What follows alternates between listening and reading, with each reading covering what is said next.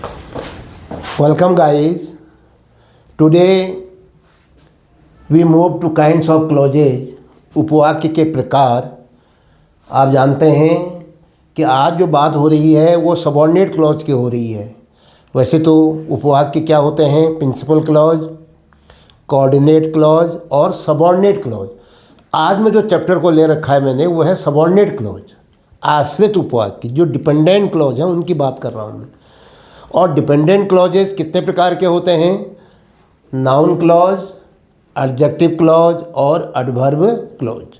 इससे पहले हम नाउन क्लॉज पढ़ चुके हो, आपने एडजेक्टिव क्लॉज पढ़ लिया है।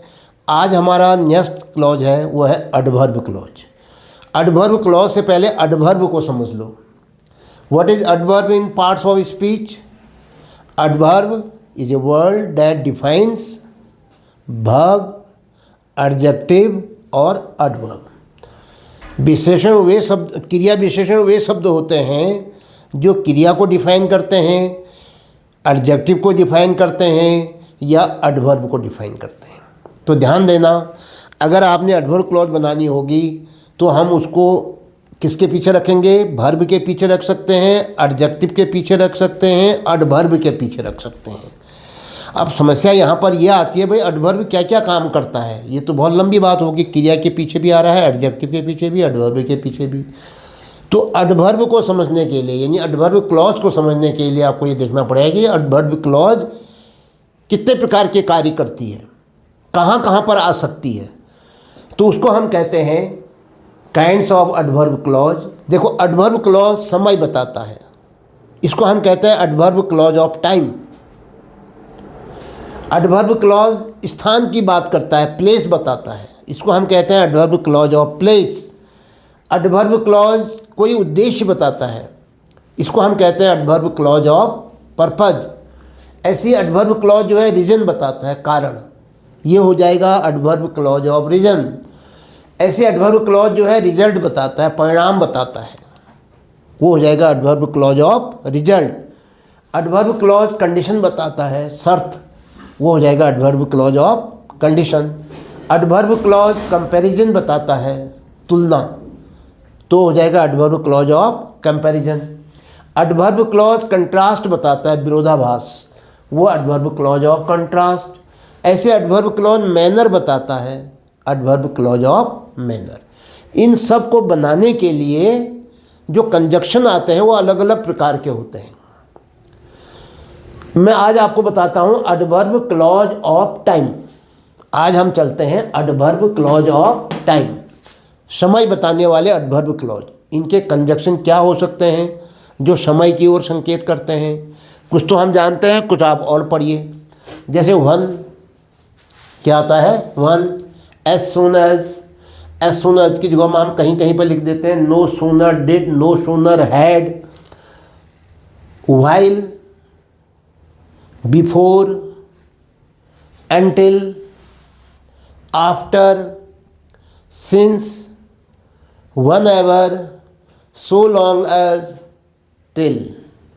तो आप एक काम करो, इनको तो आपको रटना पड़ेगा, देखना पड़ेगा, क्योंकि ये समय की ओर संकेत करते हैं।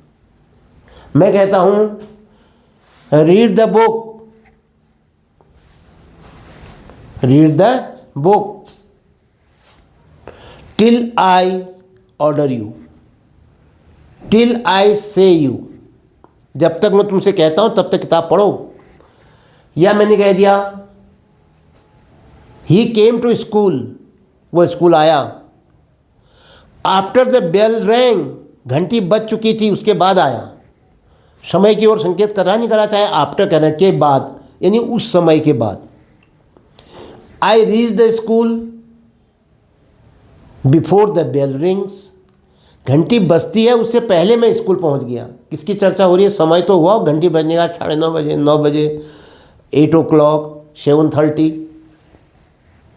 उससे पहले पहुंच गया। तो जो बिफोर शब्द है उसने समय की ओर संकेत किया। एज सून एज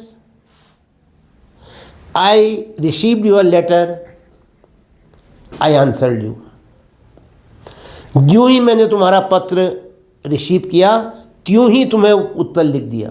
तो यूं ही तुम्हारा पत्र मुझे मिला, पत्र मिलना, ज्यों ही समय की ओर तो संकेत कर रहा है वो।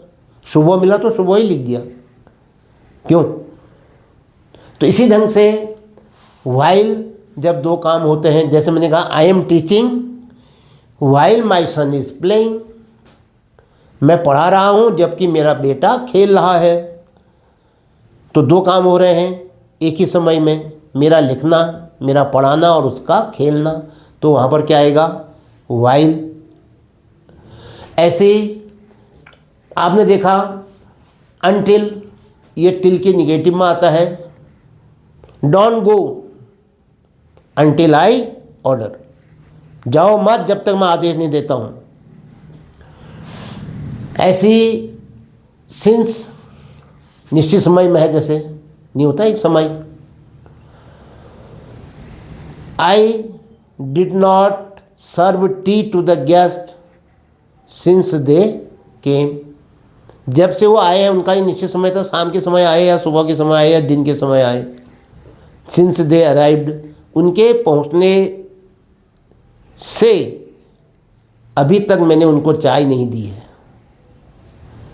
तो वो समय की ओर संकेत कर रहा है। तब कब नहीं दी? जब वो पहुंचे थे, तब से समय की ओर संकेत कर रहा है।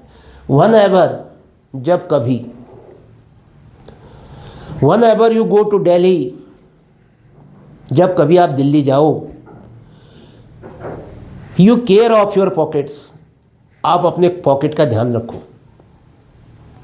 जब कभी एक अवधि के लिए कह रहा है या एक समय के लिए कह रहा है, जुलाई अगस्त महीना या 2-3 महीना पहले या 2-3 महीना बाद।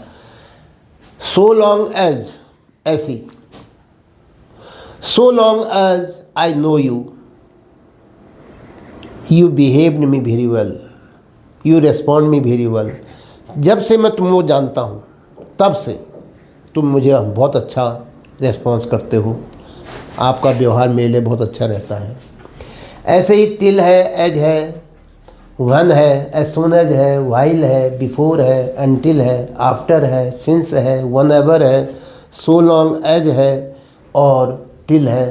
तो ये शब्द जो हैं समय को बताते हैं।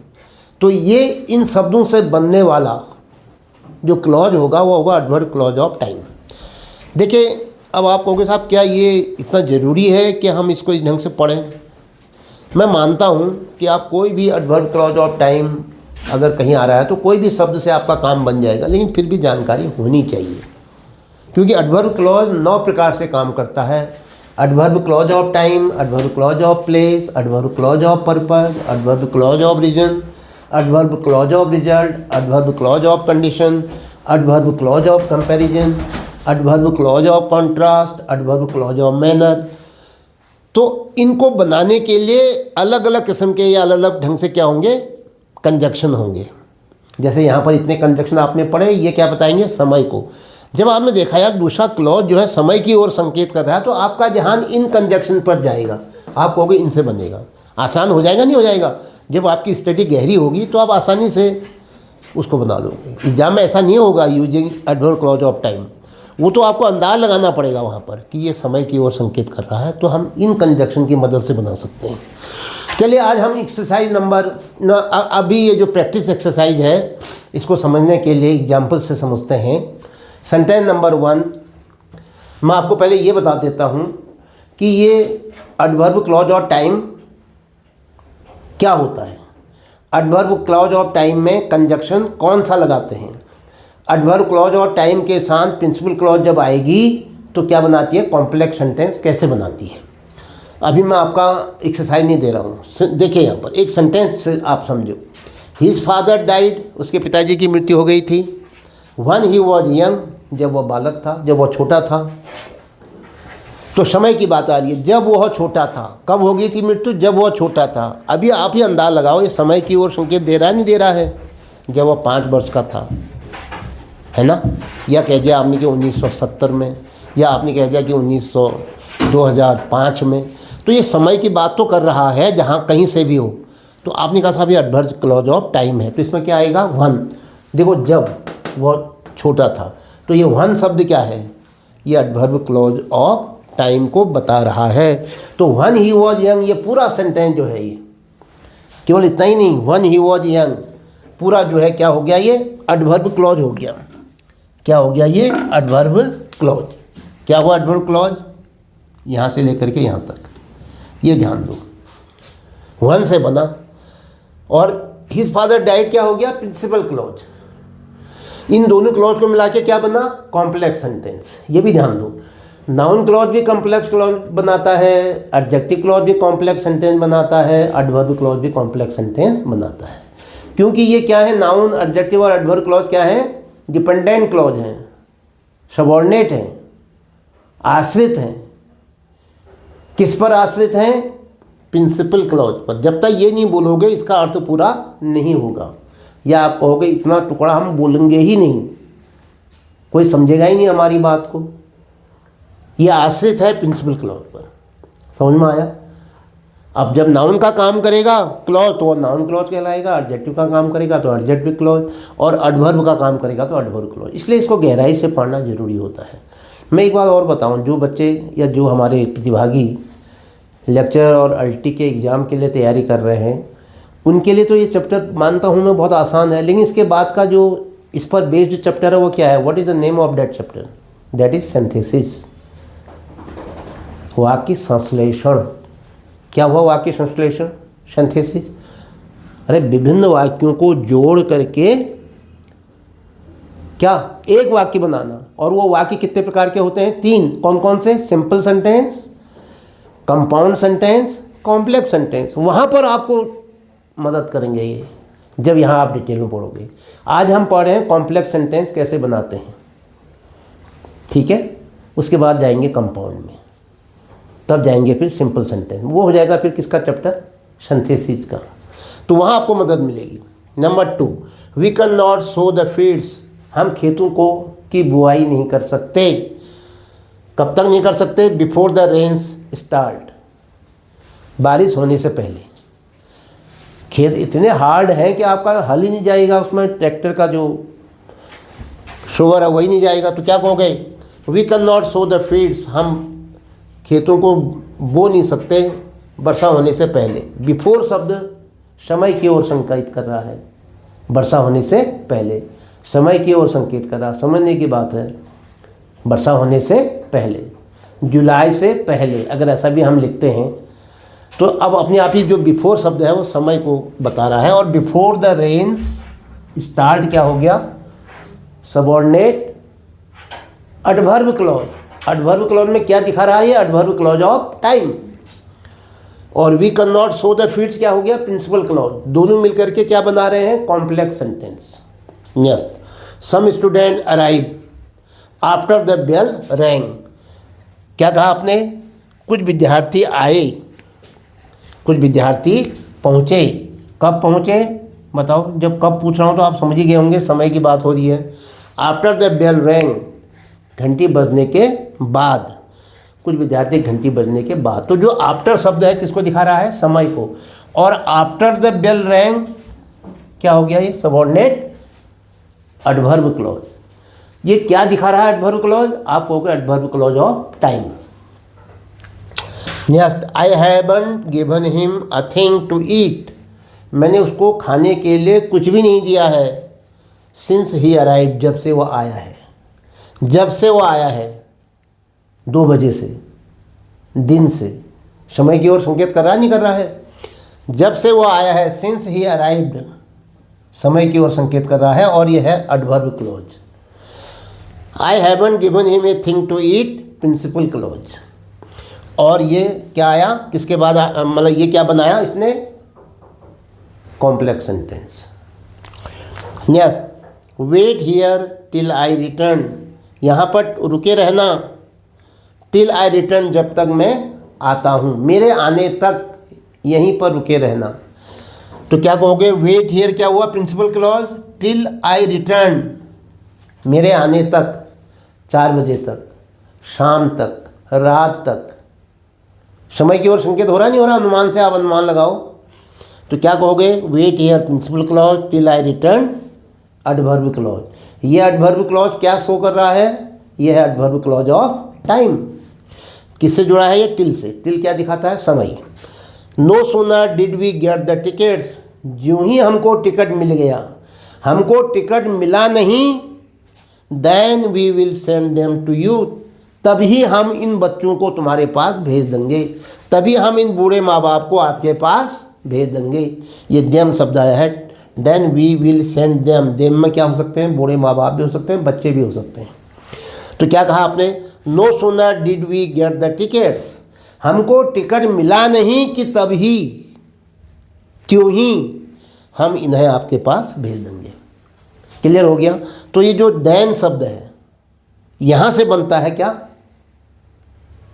बोलो, सबऑर्डिनेट एडवर्ब क्लॉज। तो ये टुकड़ा जो है एडवर्ब क्लॉज हो गया। क्या दिखा रहा है ये? अरे यूं ही हमको टिकट मिला नहीं त्यों ही हम भेज देंगे, समय की ओर संकेत कर रहा है। इसको ऐसे भी लिखा जा सकता है, ये ज़्यादा प्रभावशाली रहता है। दूसरा तरीका क्या है? As soon as we got the tickets we will send them to you. वहाँ पर क्या हो जाएगा? एज सोन वर्ड से क्या बनता है? Subordinate clause.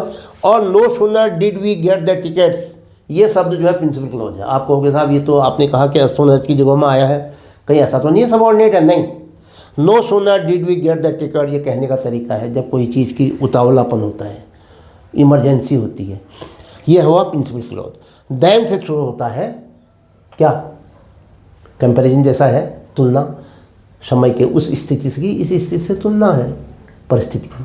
तो क्या कहोगे? Then we will send them to you, ये क्या हो गया? Subordinate adverb clause. Adverb clause ये भी क्या दिखा रहा है हमको? यहाँ पर समय दिखा रहा है। वैसे तो देखा जाए तो ये तुलना कर रहा है, एडवर्ब क्लॉज और कंपैरिजन है ये, लेकिन कहीं कहीं पर देन शब्द आता नहीं है। वैसे मैंने लिखा तो दिया आपको, ये इसके भरोसे लिखा है मैंने, तो इसलिए मैं इसको क्या कर दूं? एज सोन एज कर दूं, या कोई बात नहीं, क्या फ़र्क पड़ता है? एज सोन एज तो समय की ओर करता है, ज्यों ही हमें टिकट मिला त्यों ही हमने आपको भेज दिया। कोई कहेगा इसको बदलो, दूसरे ढंग से कहो, ट्रांसफॉर्मेशन करो इसका, तो क्या कहेंगे आप? No sooner did we get the ticket then we send them to you. इसलिए ये समझो ज्यों ही समय की ओर संकेत कर रहा है, ज्यों ही हमको टिकट मिल जाएगा त्यों ही हम भेज देंगे बच्चों को, तो इसलिए समय की ओर संकेत कर रहा है। परिस्थिति के अनुसार भी देखो ना, ये मत कहो कि ये शब्द यहाँ आता है तो यहाँ नहीं आएगा। क्या शो कर रहा है? समय। तो ये मैंने आज आपको बताया कि एडवर्ब क्लॉज जो है 9 प्रकार से काम करता है। आज पहला प्रकार था इसका टाइम, समय बताने वाला। आज पहला प्रकार क्या था इसका? समय बताने वाला, जिसको हम क्या कहते हैं? Adverb clause of time. तो एडवर्ब और क्लॉज ऑफ टाइम को मैंने आपको समझाया। आपका काम है कि इन शब्दों को आप थोड़ा सा याद कर लें। फिर मैं सोचता हूँ कि बजाय आगे बढ़ने के इसी पर कुछ अभ्यास कराऊँ, एडवर्ब क्लॉज ऑफ टाइम पर ही। मैं 1-2 प्रैक्टिस आपको एक्सरसाइज करा देता हूँ ताकि आप एडवर्ब क्लॉज ऑफ टाइम को ढंग से समझ सकें। इसके साथ ही आज का ये वीडियो यहाँ पर समाप्त होता है। जय हिंद।